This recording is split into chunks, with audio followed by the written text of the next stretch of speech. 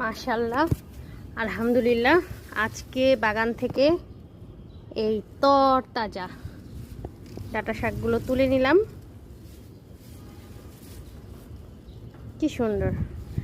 এইবার আমি অনেক দিন অসুস্থ ছিলাম, আমার একটা ছোট সার্জারি হয়েছে, তারপরও বাগানে একেবারেই সময় দিতে পারি নাই।